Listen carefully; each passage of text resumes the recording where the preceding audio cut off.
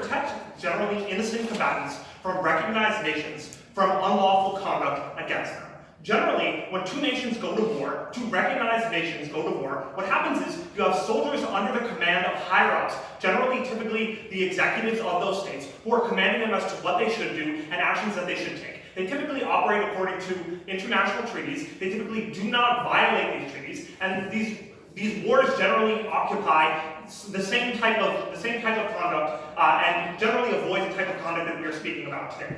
But in the case of terrorist organizations, we are talking about organizations that do not subscribe to international law, that do not subscribe to international treaty, that do not subscribe to typical norms of conduct, that do not subscribe to typical norms of combat, that violate rights around the world, and that are fundamentally committed to harming innocents. That is their ultimate goal, to harm innocents and to create fear, not strategic objectives like any nation would have in war. I'm going to bring you 3 points today. First, generally under this overview, the idea that these terrorists do not belong to polities governed by international law. Second, deterrence and info gathering. And third, just retribution and justice for victims. Firstly, soldiers in traditional warfare, fighting under the banner of a nation, are generally innocents under direct order. Terrorists, on the other hand, are direct actors. They choose this and are directly responsible for their actions. You choose to join a terrorist organization. You are not coerced into doing so. In the army, however, you may join for economic reasons. You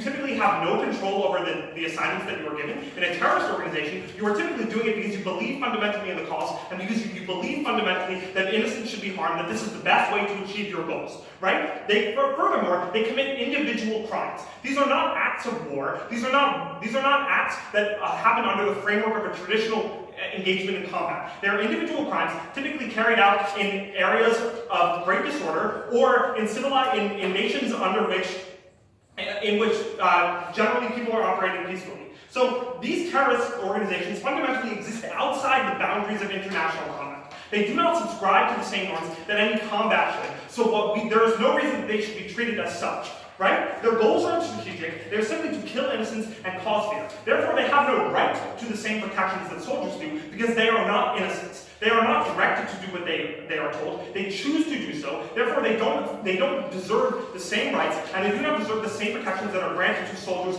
legitimately under international law. Why is this important, and why does it matter in today's debate?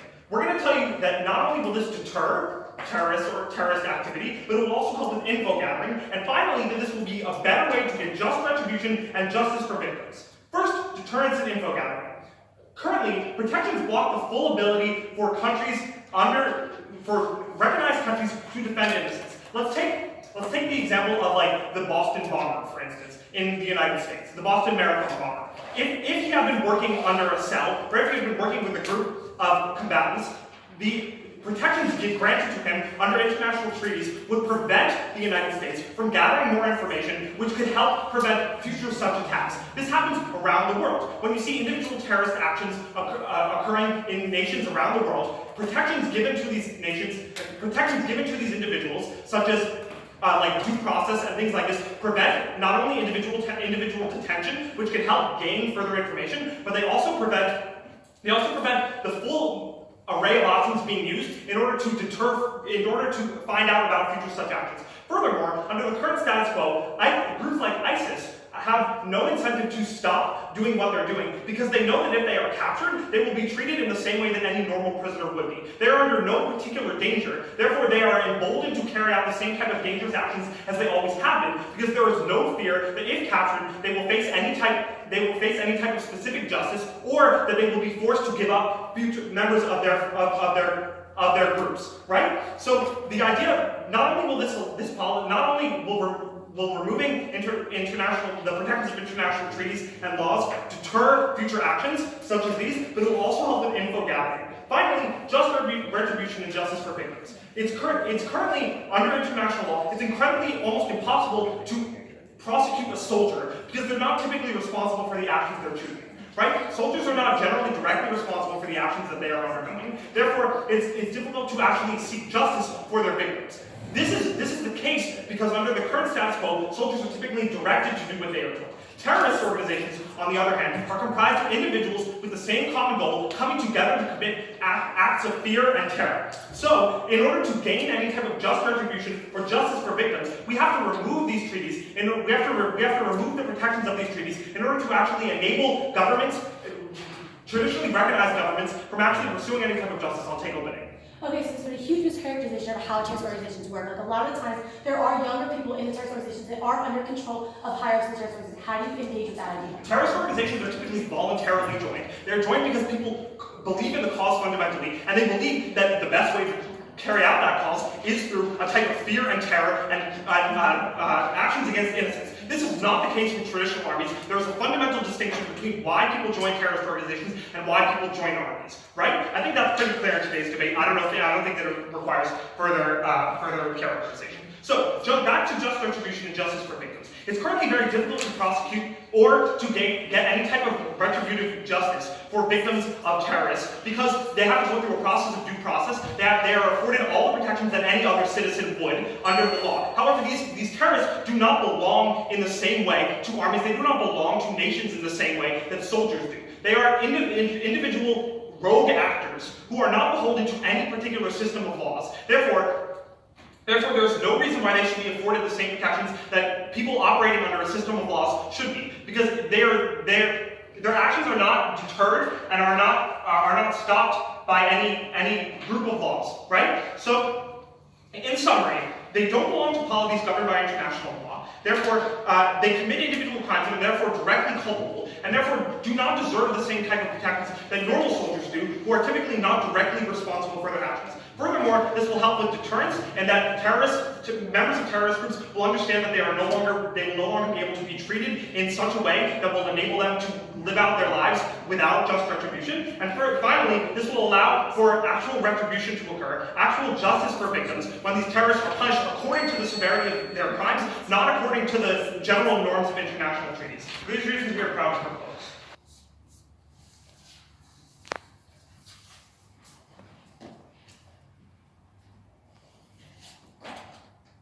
While there may be direct action being taken by terrorist groups, what terrorism essentially is coercive. And that's what we find problematic. We find no definition from opening government to what terrorism is. And I'll get into my rebuttal on opening government, and then after, get into positive matter. First, the arbitrary metrics of terrorism and why that's harmful.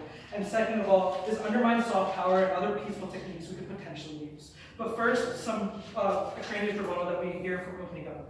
First, we hear this characterization of terrorism, specifically terrorist organizations, that basically says that they're not coerced into taking these actions. Two responses. First, we think that it is coercive because of the fact that they're necessarily in economic or social situations that requires them to actually be a part of this terrorist organization. They give you two examples, which they say like ISIS and the Boston bombing, which they say especially in the case of ISIS, where a lot of these people are actually being threatened to join these terrorist organizations. Beyond that, the fact is that because the reason why they have so much allegiance to these terrorist organizations is because these terrorist organizations do something the government cannot do, which is protect them. They promise protection in this economic environment that they have no other protection from. This is why they say that they're so believable in their cause, because they want to protect their family. This is necessarily they're humans, and this is why they join terrorist groups. We think that it is coercive in the sense that these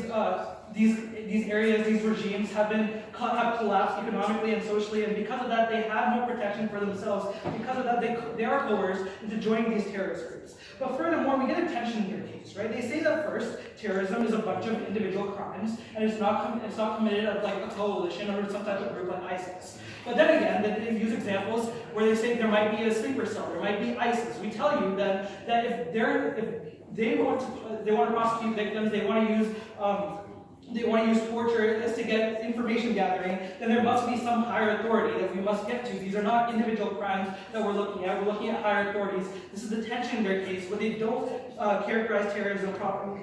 But furthermore, we think that there are other ways to actually to correct these rogue actors, right? We think that in multiple states, we think that there is the death penalty that actually corrects for these things. We think that even then, if they don't, we think that terrorism and terrorists already see the fact that there is some like there is some harm for them doing this. What we have to understand then is that terrorists are doing this for other reasons. They're doing this because of the fact that there's some protection for their family, that this is the coercion in fact. And this is why when we come to that, you know, there's still the root causes of terrorism are still underlying, still there, and for that reason they won't be able to solve this terrorism that they want to. So going on to my first point of positive matter, the arbitrary metrics of terrorism. First off, we don't get any analysis to prove why terrorist organizations and who these terrorist organizations necessarily are. We think that on an international context, what does international law actually do? We think that international law actually has two causes. One, it sends a sense of accountability for countries across the world, right? This means that not only your Western countries, but also your more developing countries have a sense of accountability, have a sense of standards that they must be held up to.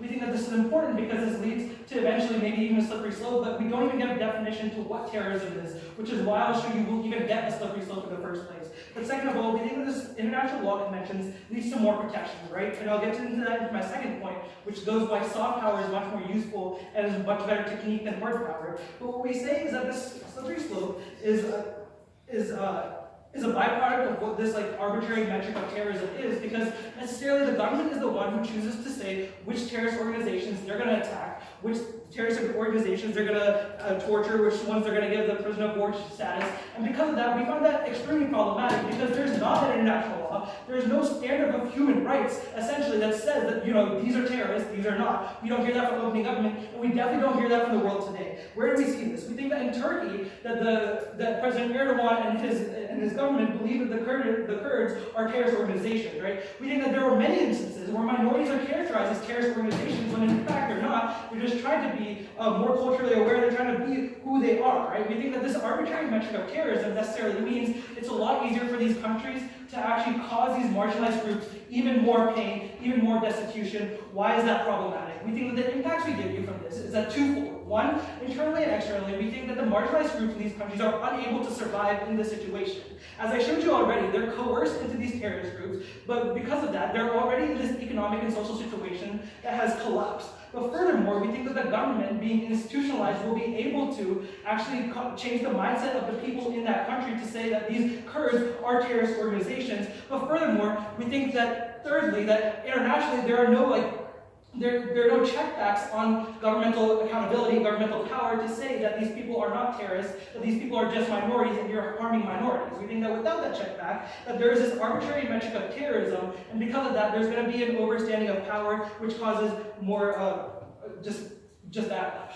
Does this type of conduct not occur today in the world, even when international treaties do protect terrorists? Right, so this is to say that currently treaties are there, and even if some terrorist organizations believe that they're still being tortured, what we'll show you in my second point, which is undermining soft power and other peaceful techniques, is by legitimizing the fact that the terrorist organizations actually believe that their torture is occurring, the fact that they're not going to be released later on, that there's going to be less negotiating power. What does this mean? This legitimizes the fact that these democratic governments, whether the Western world or countries like Turkey and these governments, are unable to negotiate with these minorities themselves or with these terrorist groups themselves. What does this mean? This means that terrorist organizations get a better portrayal of what these governments are doing, right? This means they get to point directly at certain legislation that has been institutionalized to say that torture is actually happening. What we hear from opening government that POI is basically saying that terrorist organizations are doing this right now, but in some theoretical sense. We say that if you institutionalize this, give them a more firm standing, this only gets worse. Which is why it undermines soft power and other peaceful techniques, right? So the criteria by which we define terrorism is not shown at all from the opening government. But furthermore, what we're hearing from opening government, from the government bench, is what we're going to hear is that terrorism is that these people are too far gone, right? They can't change, and because of that reason, we must torture them.